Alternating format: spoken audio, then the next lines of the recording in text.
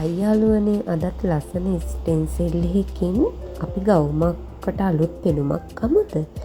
මම මේ ස්ටෙන්සිල් ගෙන්න ගත්තේ මේ පේජ් එකෙන්. ස්ටෙන්සිල් එකක් 500ක් වෙන්නේ. ඔයාලත් මේව කරලා බලන්නකෝ. මුලින්ම අපි print කරන රෙද්ද තියලා ඊට උඩින් ස්ටෙන්සිල් එක තියලා සෙලෝ ටේප් ගහගෙන ඒක ලෑස්ති කරගන්න. යටින් අපි කපුරිද්දක් හරි මොකක් හරි තියලා ඉතින් ඉද්දකුත් යටින් තියලා තියන්න. ඊපස්සේ අපි ගන්න ෆැබ්‍රික් පේන්ට් එක අරගෙන ඒක PVC එකට දාලා මේ බියුටි බ්ලෙන්ඩර් එකකින් මේක ස්මච් කරන්න. හොඳට ස්මච් කරන්න. මුලින්ම අපිට පළවෙනි කෝඩ් එක ගාලා නම් මේ සුදු පාට ගන්න බෑ. කෝඩ් 3ක් විතර ගන්න ඕනේ.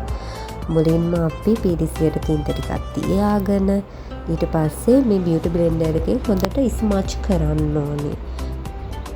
ඉස්සලාම PVC චුට්ටක් ස්මච් කරලා තමයි ස්ටෙන්සිල් එක උඩ රෙද්ද මත අපි මේ ස්මච් කරන්න ගන්නෙ. නැත්තම් බොඳ වෙනවා. බොඳ වෙන්නේ නැතුව කරගන්න තමයි අපි මේ විදිහ කරන්නේ. බලන්නකෝ ඔයාලත් මේ විදිහ කරලා.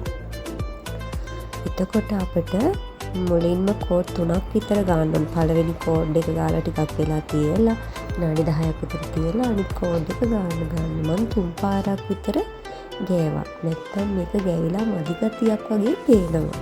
ඉතින් මම මේ ගවුම කරේ ලයින් හයිනික් ටොප් එකකට.